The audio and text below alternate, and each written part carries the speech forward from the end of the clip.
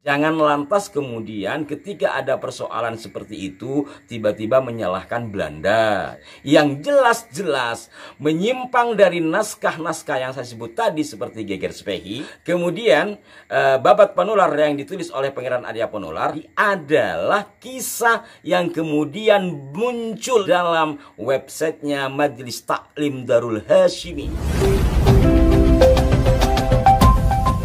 Assalamualaikum warahmatullahi wabarakatuh. Salam jumpa, salam sejahtera untuk Anda semua. Salam persaudaraan dari kami Ara9 Channel. Saudara-saudaraku, tak lupa mengucapkan terima kasih yang tak terhingga atas respon positif Anda, serta mohon maaf tak terhingga jika tidak semua komentar sempat kami berikan balasan. Nah, dalam kesempatan kali ini saya ingin menanggapi dari apa yang disampaikan oleh Raden Linawati, sebagaimana beberapa bagiannya telah kami ulas 2 edisi yang lalu berkenaan dengan makam KRT Sumudiningrat. Berikut juga sejarahnya. Mbak Yulina, demikian dulu saya akrab menyapa beliau di salah satu grup WhatsApp. Nah, intinya adalah Mbak Yulina ini malah menyudutkan Belanda terkait dengan sejarah kontroversi, atau dia istilahkan ikhtilaf sejarah terkait dengan KRT Sumudiningrat itu. Ujuk-ujuk langsung nyalahin Belanda. Itu memang sangat umum ya, ketika naskah-naskah Belanda biasanya bilang, Belanda. Padahal tidak seperti itu yang saya ketahui dan juga beberapa kali kami sampaikan. Karena tidak semua naskah Belanda itu berisi propaganda atau pembelokan sejarah. Malah yang banyak itu adalah naskah-naskah yang dibuat oleh orang kita sendiri atas perintah Belanda. Satu misal ya seperti Serat Kadiri, Gatulucu, Termu Gandul, dan naskah-naskah Degaden lainnya dalam peristilahan Ki Agus Sunyoto. Itu menggunakan bahasa Jawa, yang menulis adalah sastrawan Jawa dalam tanda petik, tetapi isinya adalah kemauan dari Belanda. Tetapi naskah-naskah resmi Belanda, semacam penelitian atau catatan-catatan resmi pemerintah Hindia Belanda, masa ia berbohong? Istilah hari ini itu masa Depdagrinya menulis asal-asalan gitu. Dan naskah-naskah seperti itu biasanya kita dapat jumpai selain dalam tulisan-tulisan yang hasil penelitian seperti disertasi doktoral, atau kita bisa melacaknya ke arsip, ke Museum Arsip Nasional. Di situ jelas banyak naskah-naskah berkenaan dengan data kependudukan, perang, dan segala halnya yang dicatat resmi oleh Belanda. Intinya tidak semua yang datang dari Belanda itu langsung bisa kita cap itu bohong. Untuk lebih jelasnya saya akan bacakan di mana Mbak Yulina ini dalam komentarnya terhadap Pak Amaron, dia menyebut Abah Lutfi bin Yahya itu sebagai gurunya. Entah guru benar, entah hanya pengakuan. Ya kalau Abah Lutfi itu gurunya, berarti Mbak Lina kan muridnya. Boleh dong kita menggunakan istilah murid Abah Lutfi dalam tanda petik. Ya, pada bagian berikut ini yang akan kami soroti, Mbak Lina menulis soal polemik makam KRT Sumudiningrat. Setelah saya amati 2 tahun ini, hal tersebut terjadi karena ikhtilaf sejarah, cerita tutur, dan ikhtilaf manuskrip peninggalan zaman Belanda saja. Langsung menohok Belanda. Dari mana dasarnya Mbak Yu? Manuskrip yang mana tinggalan Belanda yang merusak sejarah itu? Kan harus diperlihatkan.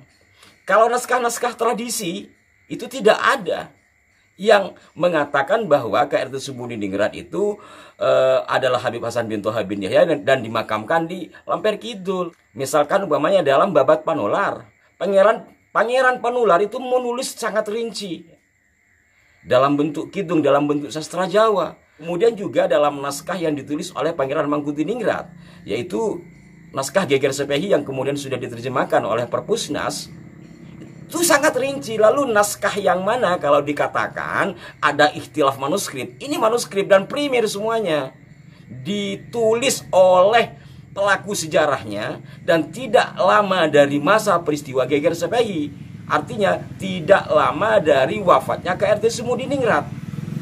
Kedua naskah itu adalah naskah tradisi yang dibuat oleh keluarga besar beliau sendiri yang juga turut terlibat dalam perang Spehi itu. Kalau saya mencoba melihat dari naskah-naskah luar, umpamanya ada naskah rampasan Inggris yang kemudian ditemukan atau ditelaah oleh Profesor Peter Carey, yang kemudian oleh beliau dibukukan lalu diberi judul British in Java. British in Java ini oleh beliau kemudian diterjemahkan lagi ke dalam bahasa Indonesia, Inggris di Jawa. Itu mereportase persoalan-persoalan ketika Inggris berada di Jawa dan perang Sepehi itu. Dan perang Sepehi tentu melibatkan KRT Sumudiningrat sebagai panglimanya. Hal ini ternyata juga dimuat dalam koran kolonial dengan nama korannya adalah Java Government Gazette. Koran ini merupakan surat kabar yang diterbitkan oleh Gubernur Jenderal Helman Dendels, Londo, dan Thomas Stamford Raffles. Jadi antara Raffles dan Dendels yang menerbitkan koran Java Government Gazette tadi itu. Lantas apa di antara isinya?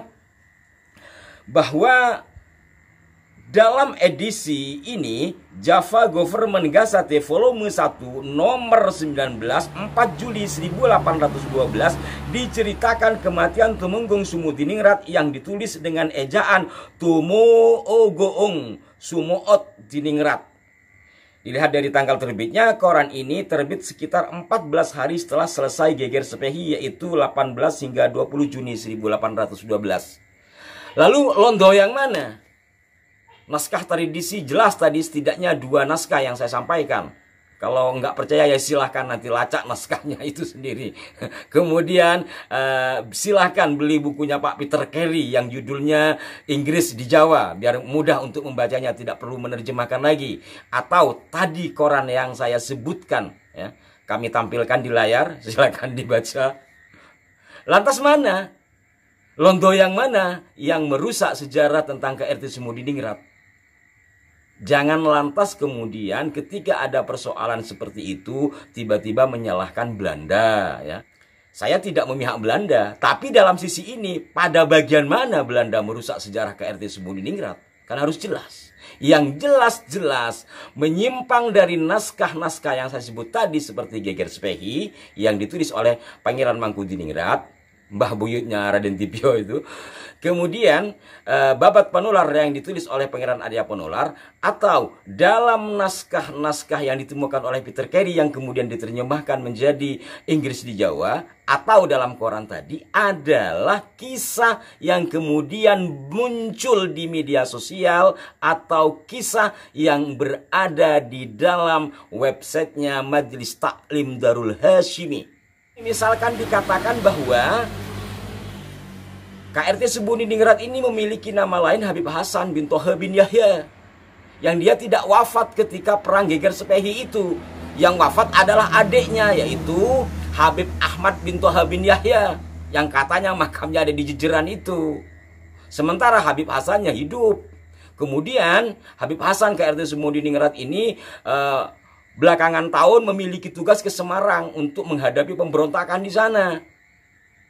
Ini agak aneh. Seanehnya apa ya? Ya memang nggak pernah terjadi. Tuang itu ngarang kok. Jujur aja, nggak, wong sudah wafat di 1912 kok masih dikatakan hidup dalam usia sepuh, kemudian wafat lalu dikuburkan di Lamper Kidul yang kita kenal sekarang. Jadi yang ada itu, yang jelas-jelas secara teks adalah dalam naskahnya Majelis Taklim Darul Hashimi. Jadi jangan nyalahkan Belanda, Mbak Yu. Paham?